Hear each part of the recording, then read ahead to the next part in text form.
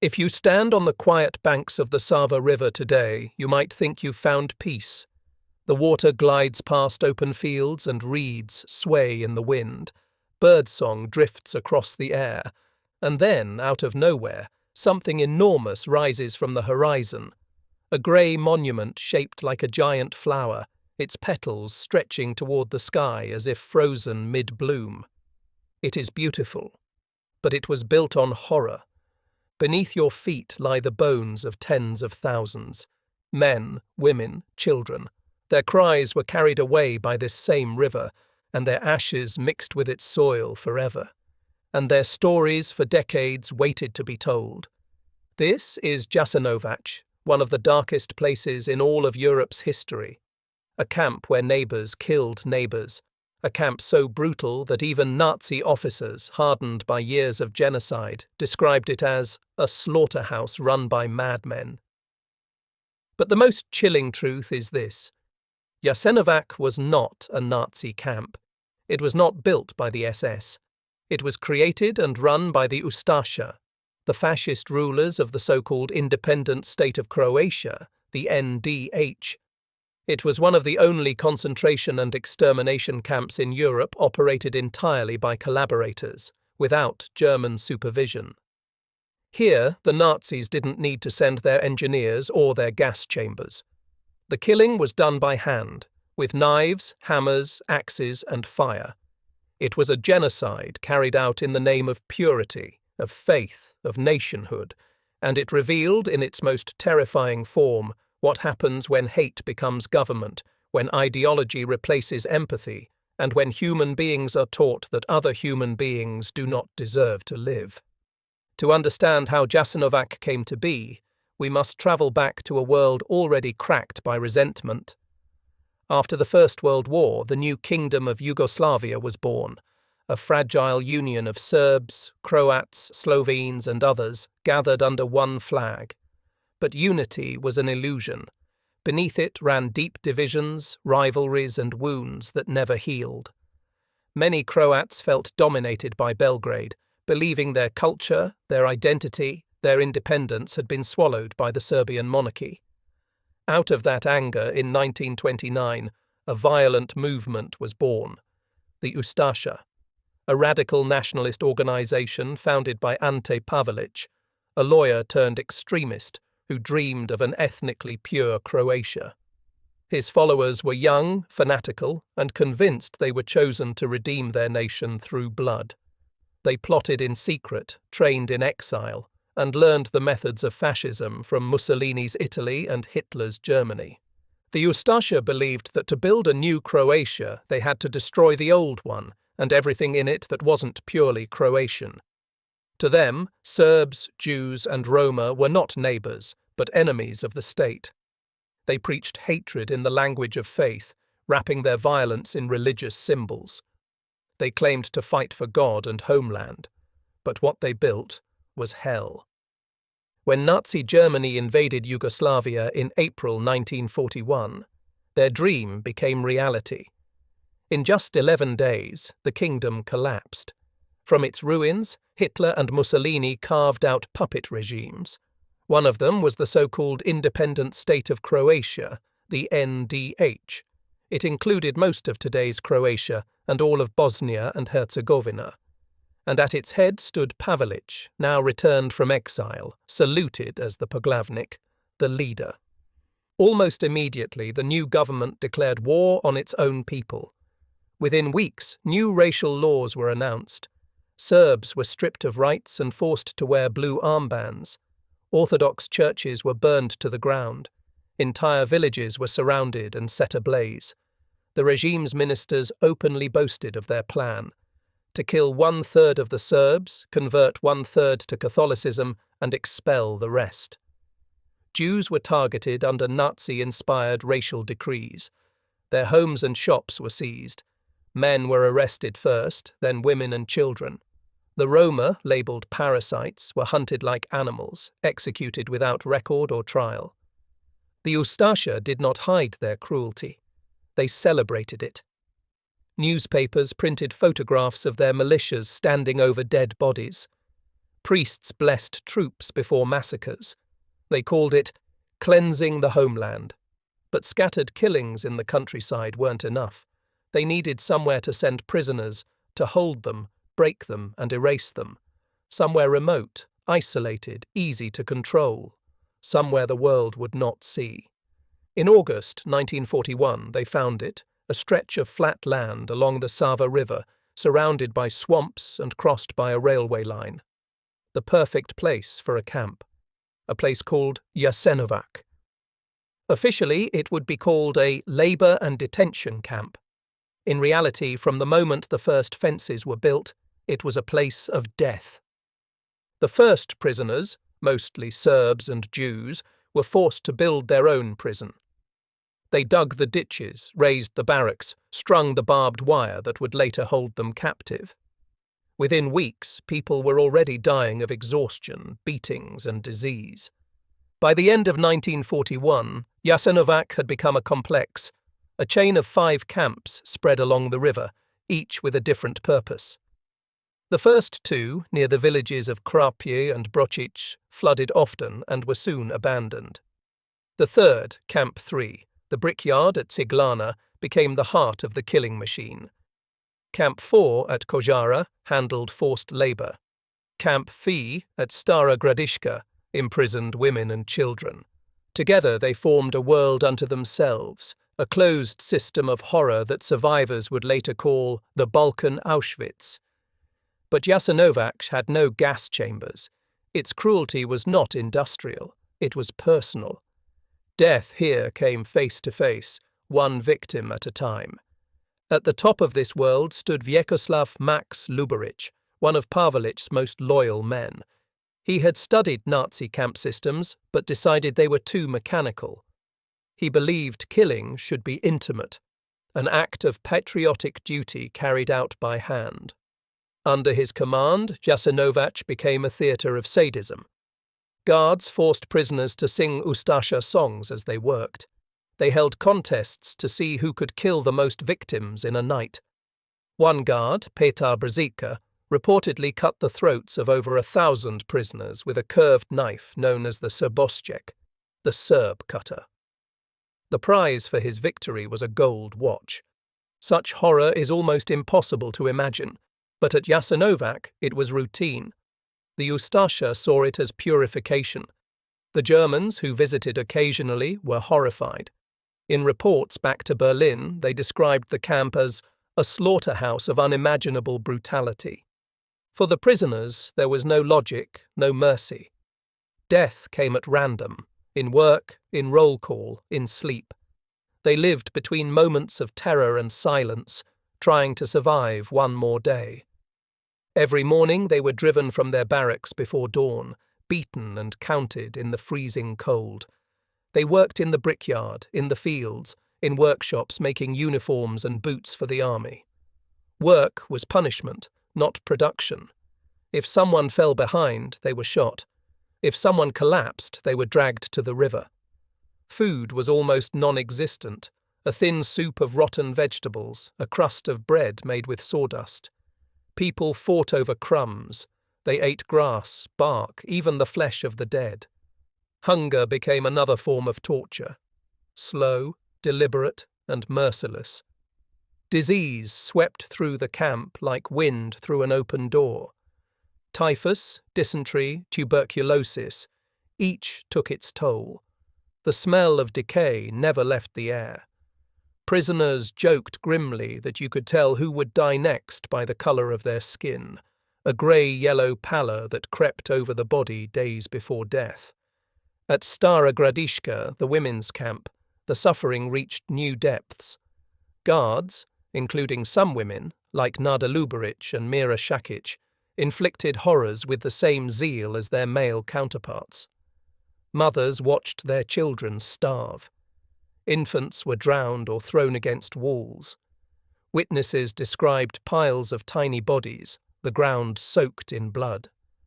Among the victims were Serbs from villages across Bosnia, Jews from Zagreb and Sarajevo, Roma from Slavonia, and Croats and Muslims accused of opposing the regime. Jasenovac consumed them all.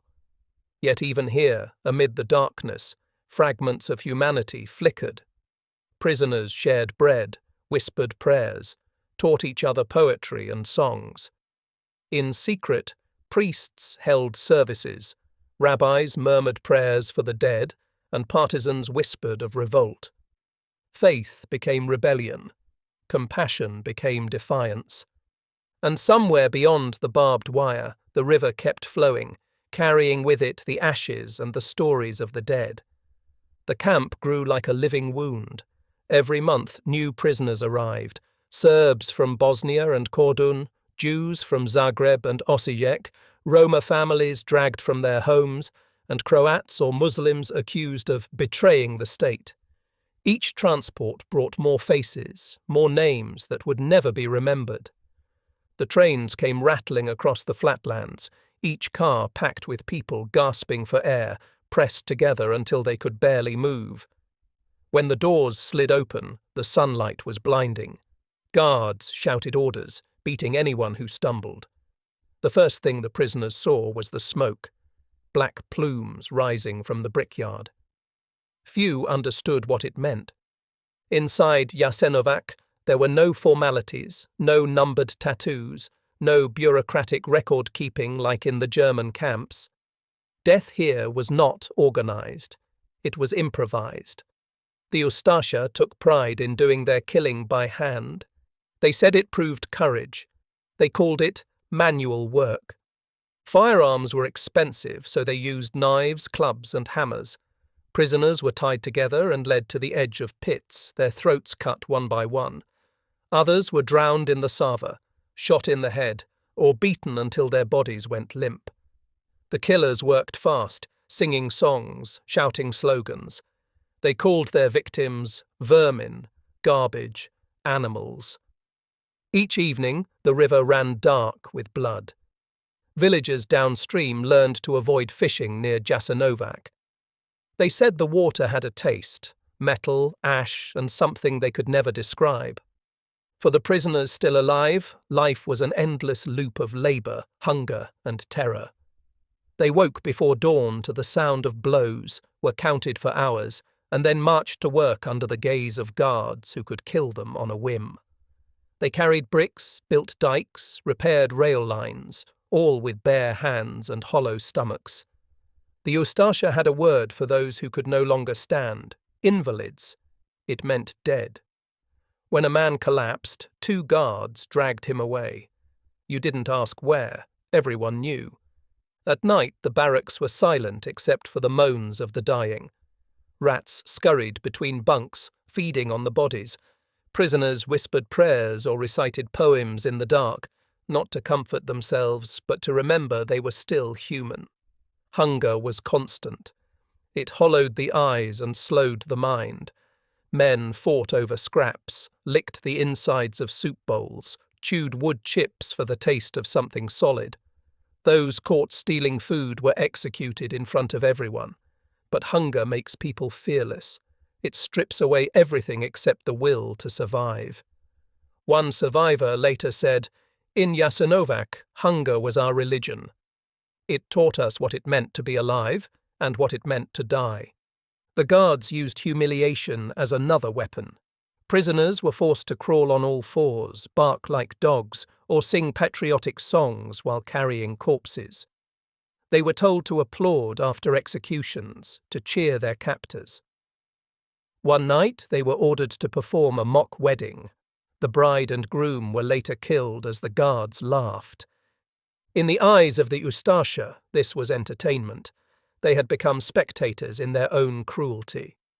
The camp commandant, Ljubo Miloš, once said, "A day without killing is a day wasted." Some guards filmed the prisoners working, smiling, pretending to be happy. These reels were sent to Zagreb as propaganda, proof that the Ustasha were building a better Croatia.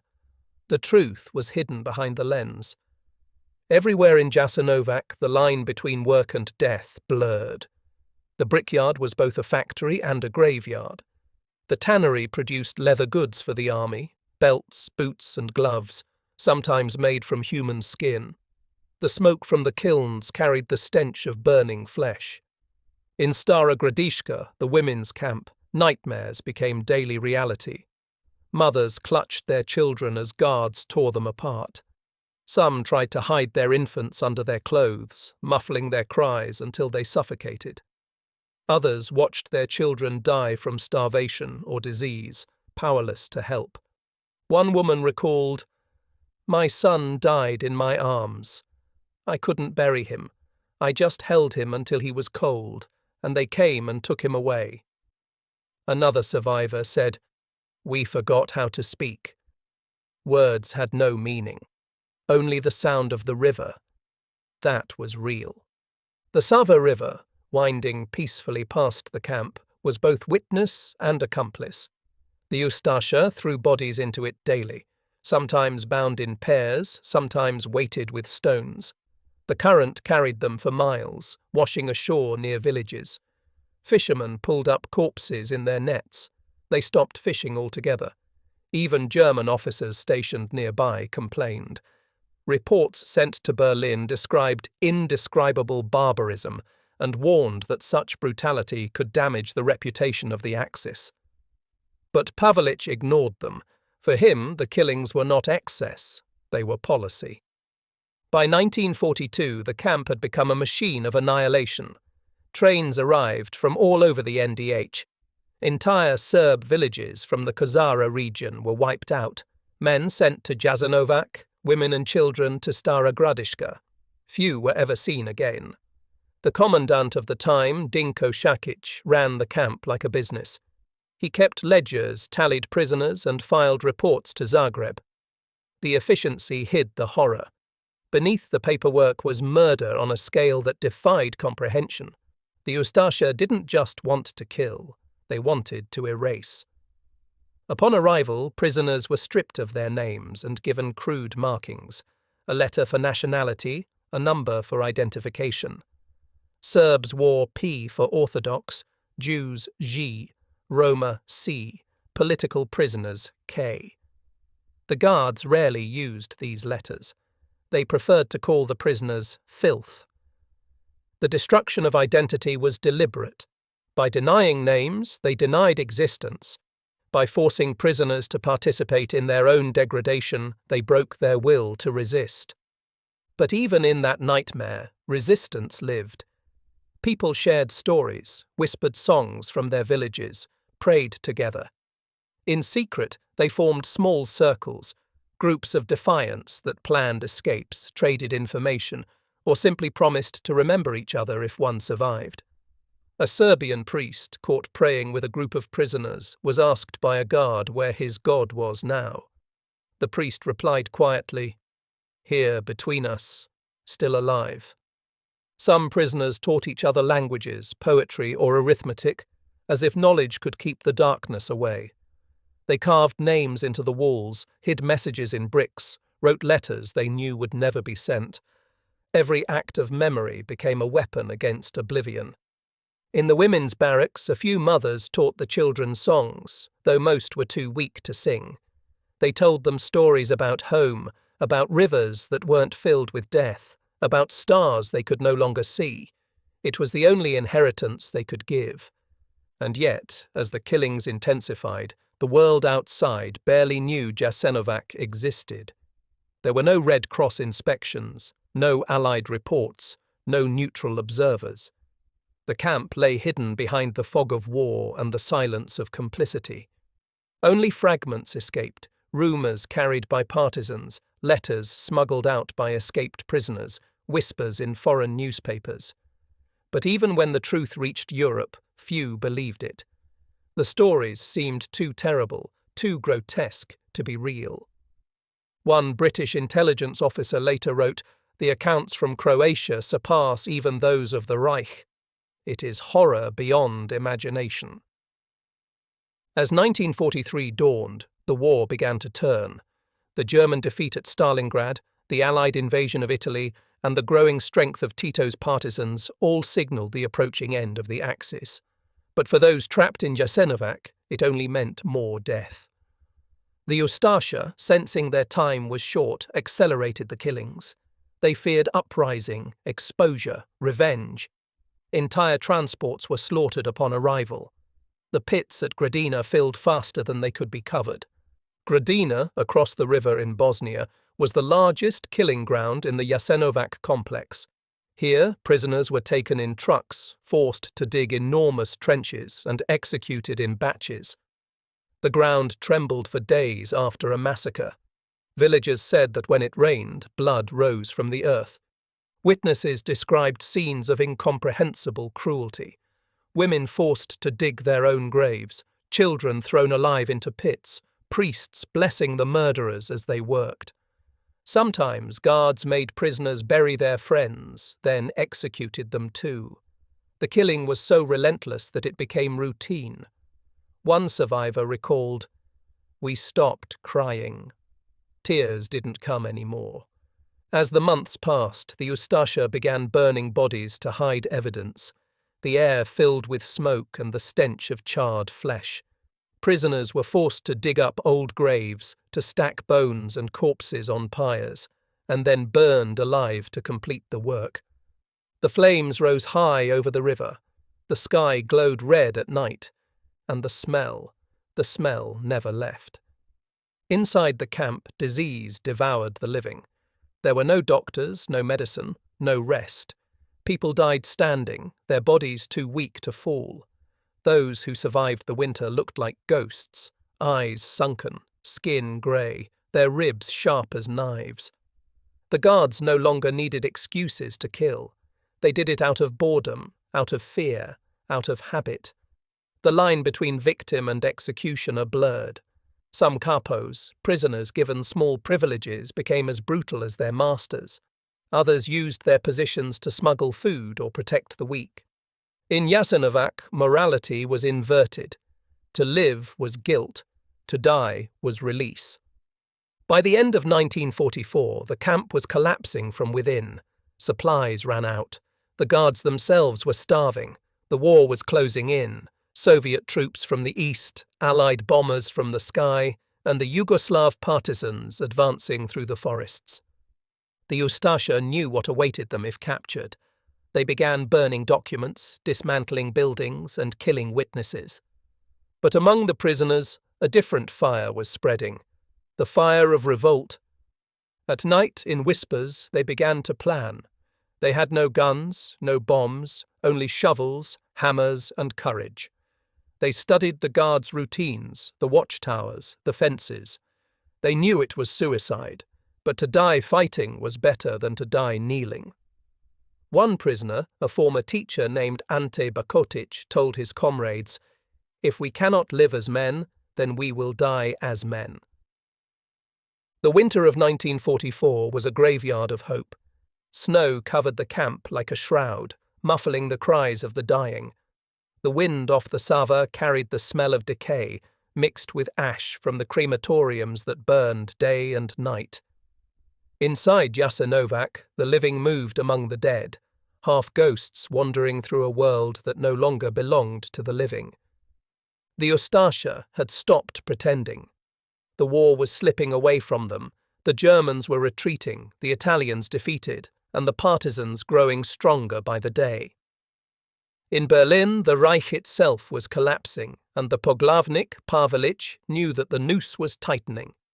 His soldiers had once shouted with pride, now they muttered in fear. And yet the killings continued, faster, more chaotic, more desperate. The Ustasha had no food, no ammunition, no supplies, but they still had hate. Hate cost nothing. Hate was all they had left. They began purging the camp to erase the evidence of their crimes. Documents were burned in great piles, pages curling into black ash that drifted over the river like snow. Prisoners were forced to exhume bodies from old graves, stack them on pyres, and set them alight.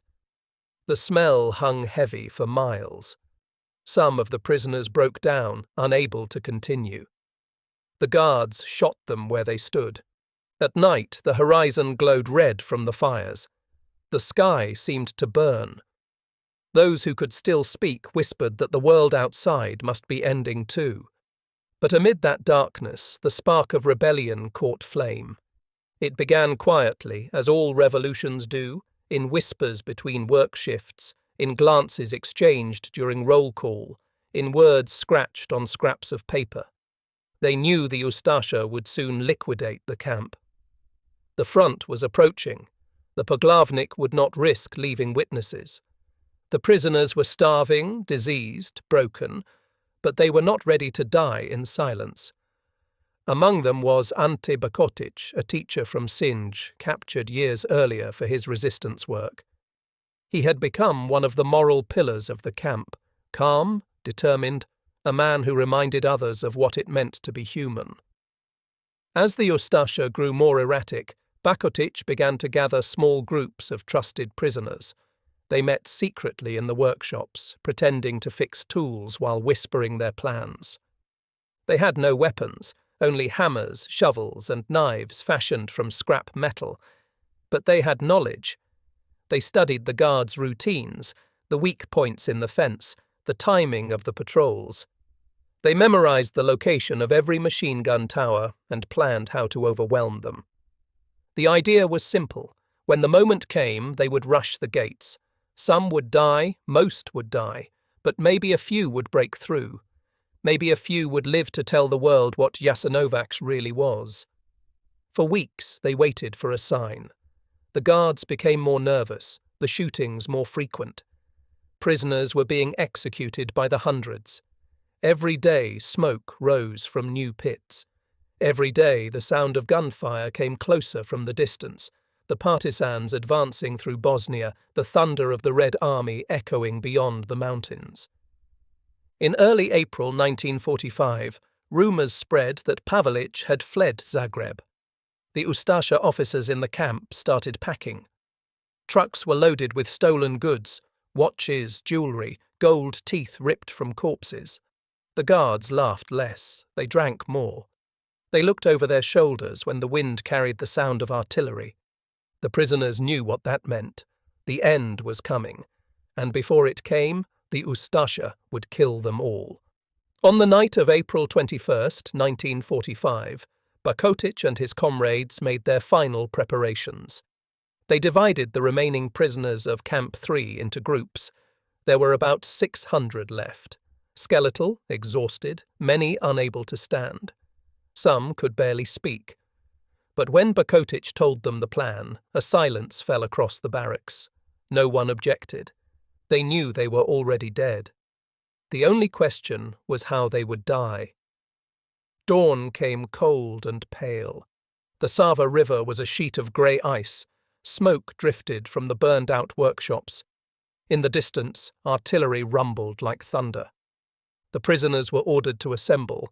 The Ustasha told them they were being moved to another camp. But everyone knew the trucks waiting outside weren't for transport. They were for corpses. Bakotic stood near the front of the crowd. His voice was quiet but firm. "Comrades," he said, "now." The shout spread like fire. They charged.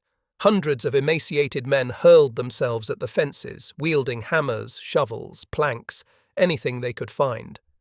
Some threw their bodies against the barbed wire so others could climb over. Bullets ripped through the air. Machine guns rattled from the towers. Men fell in heaps, but the line behind them kept moving. The guards shouted in panic.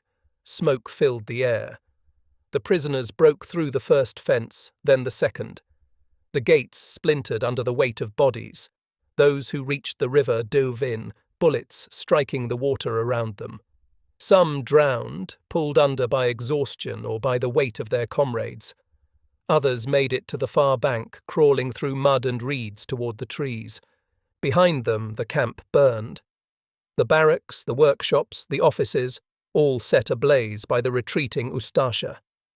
The fire roared, consuming everything it could. Out of 600 prisoners who stormed the gates, only about 80 escaped. The rest lay scattered across the fields, cut down by bullets or drowned in the river. But those 80 carried something the Ustasha could never destroy: the truth. They fled into the forests and found the partisans. They told them everything: the killings, the torture, the river of corpses, the children's cries. Their words were recorded, carried to Belgrade, then to the world. And though many would die soon after from hunger or wounds, their testimony lived on. The prisoners who had been too weak to join the revolt, the sick, the women, the elderly, were slaughtered that same day. The guards went from barrack to barrack, killing everyone left alive.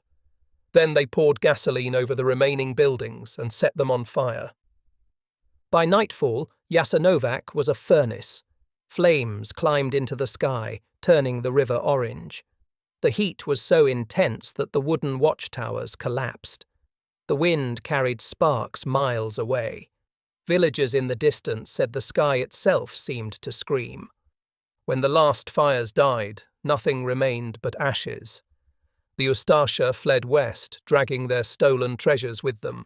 Some tried to reach Austria, hoping to surrender to the British or Americans rather than the partisans. Others simply vanished into the chaos of war.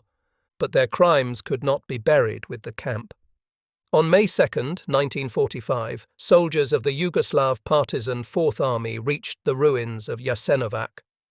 What they found defied belief. The camp was silent, still smouldering, littered with charred debris. The fences were twisted, the gates hung open. Inside the burned barracks lay piles of bones and ashes. A few survivors emerged from the reeds by the river, skeletal, trembling, too weak to speak. One soldier later wrote, "Silence. Only silence. Not a camp, a graveyard. The air itself seemed to cry." The partisans buried what they could. They took photographs, recorded testimonies, documented every trace of what had happened, but much was already lost to fire. The Ustasha had done their best to erase their own crimes. They failed. In the months that followed, the truth of Jasenovac began to emerge, slowly, painfully, through the words of survivors. Their accounts shocked even those hardened by years of war. They spoke of children murdered before their mothers' eyes, of priests blessing mass executions, of guards keeping score of how many throats they could cut in one night. Each story was a fragment, a voice from the ashes. Together, they formed the clearest picture of hell that Europe had ever known. As Yugoslavia rebuilt itself, the new government launched trials for Ustasha officials. Some were captured, many executed, but others escaped. Commandants like Vjekoslav Luboric fled to Spain, where he lived under a false name until 1969, when he was assassinated by Yugoslav agents. Dinko Šakić, one of the last commandants of Jasenovac, escaped to Argentina, living comfortably for decades. It was not until 1998 that he was extradited and tried for his crimes in Croatia. At his trial, he smiled. "I have nothing to regret," he said. Justice came, but it was late and incomplete. For the survivors, there was no true justice. There was only memory. They returned to the ruins of the camp and found nothing but blackened earth and the faint smell of smoke. Some stayed, helping to rebuild a country shattered by war. Others left forever, unable to bear the sight. But wherever they went, Jasenovac followed. It lived in their nightmares, in the silences between sentences, in the smell of rain on the riverbank. One survivor said, "I left Jasenovac, but Jasenovac never left me." The independent state of Croatia collapsed with the fall of the Axis, its dream of purity drowned in its own blood. But the scars it left behind, the graves, the missing families, the silence, became part of Yugoslavia's fragile foundation. For years, the story of Jasenovac was spoken in whispers. Under Tito's rule, the new socialist state sought unity above all. The victims were honoured collectively as anti-fascists, but their ethnic identities, Serb, Jew, Roma, Croat, were blurred. It was too dangerous to reopen those wounds. So the camp became both remembered and forgotten, sacred and untouchable.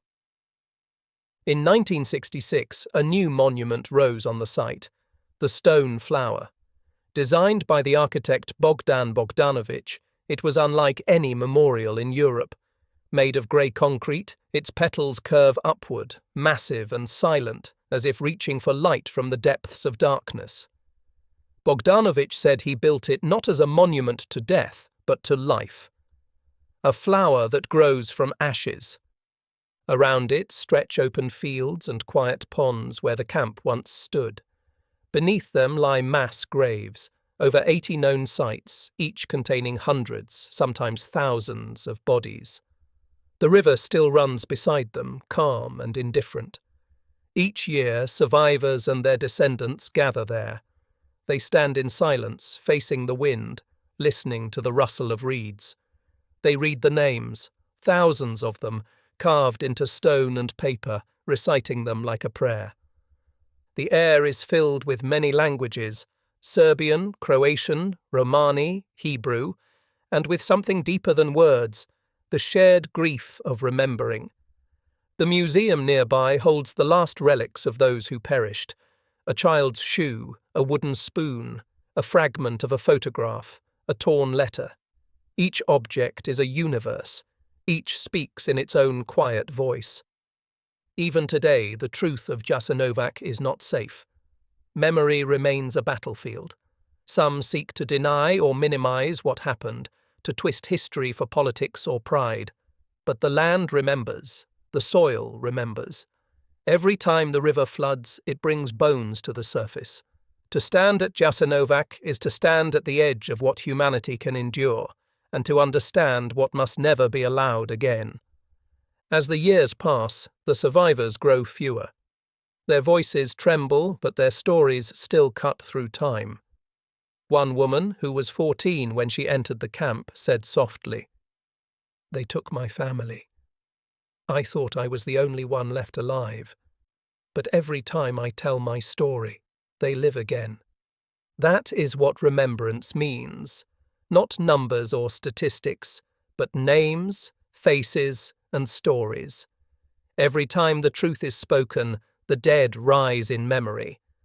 Jasenovac was a place built to erase humanity. But it failed. For every life it took, a memory remains. For every act of cruelty, there was an act of resistance, a prayer whispered, a crust of bread shared, a hand reaching out in the dark. The stone flower still stands because memory cannot be destroyed. It stands as a promise written in concrete and blood. Never again. Never again should a government decide who deserves to live. Never again should a neighbour see another as an enemy because of faith or name. Never again should the world look away. Today the Sava River runs quietly past the site. Birds nest in the reeds. Children visit on school trips, carrying white flowers in their hands. They walk the same ground where thousands once fell. They listen to the story, and maybe, for a moment, they understand. Jasenovac is not just a place in history. It is a warning, a question, and a vow. A warning of how fragile civilization truly is.